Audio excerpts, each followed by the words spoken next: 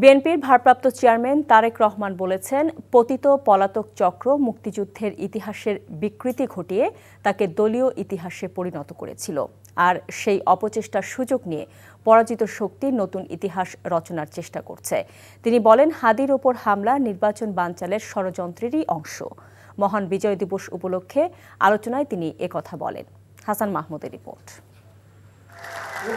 মহান বিজয় দিবস উপলক্ষে রাজধানীর ইঞ্জিনিয়ার্স ইনস্টিটিউশন মিলনায়তনে বিএনপি আয়োজন করে এই আলোচনা অনুষ্ঠানের। আলোচনায় অংশ নিয়ে বক্তারা ১৯৭১ সালের মুক্তি সংগ্রামের সেসব রক্তঝরা দিনের স্মৃতিচারণ করেন। লন্ডন থেকে ভার্চুয়ালি যুক্ত হয়ে বিএনপির ভারপ্রাপ্ত চেয়ারম্যান তারেক রহমান বলেন, পরাজিত চক্রকে মোকাবেলায় প্রতিশোধ প্রতিহিংসার পরিবর্তে বিজয়ের সুফল ঘরে ঘরে পৌঁছে দিতে হবে।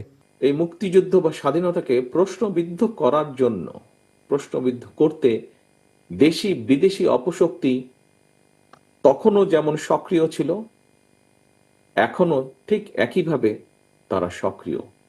পতিত পলাতক একটি চক্র শুধুমাত্র নিজেদের হীন দলীয় স্বার্থে বাংলাদেশের স্বাধীনতা এবং মুক্তিযুদ্ধের ইতিহাসের বিকৃতি ঘটিয়েছিল। আর এই অপরামদর্শী অপচেষ্টার কারণেই পরিস্থিতির সুযোগ নিয়ে এখন আবার মুক্তিযুদ্ধের পরাজিত একটি চক্র বিজয়ের নতুন ইতিহাস রচনার অপচেষ্টা তারা করছে।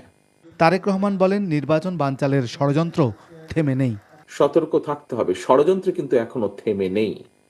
গণতন্ত্রের পক্ষে সাহসী সন্তান ওসমান হাদিকে গুলি করার যে ঘটনাটি, এটা কিন্তু সেই ষড়যন্ত্রের অংশ।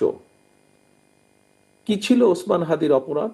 স্বাধীনতা প্রিয় গণতান্ত্রিকামী জনগণের শত্রুরা ঘাপটি মেরে রয়েছে। বিএনপি নেতারা বলেন, নির্বাচনকে নিয়ে চলছে নানামুখী চক্রান্ত। জনগণের ভোটে আমরা যদি নির্বাচিত হয়ে আসি, তাহলে আমরা নিশ্চিত করব যে জুলাই যোদ্ধা সকলকে আমরা নিরাপত্তা দেব। ইনশাআল্লাহ তাদেরকে আমরা কোনো রকম অনিরাপত্তার দিকে ঝুঁকে দিব না। আওয়ামী লীগ না বলতে পারে, জামাত না বলতে পারে, কিন্তু বিএনপি এবং দেশের মানুষ এদেশের স্বাধীনতার ঘোষক হিসেবে শহীদ রাষ্ট্রপতি জিয়া রহমানকে জানবে।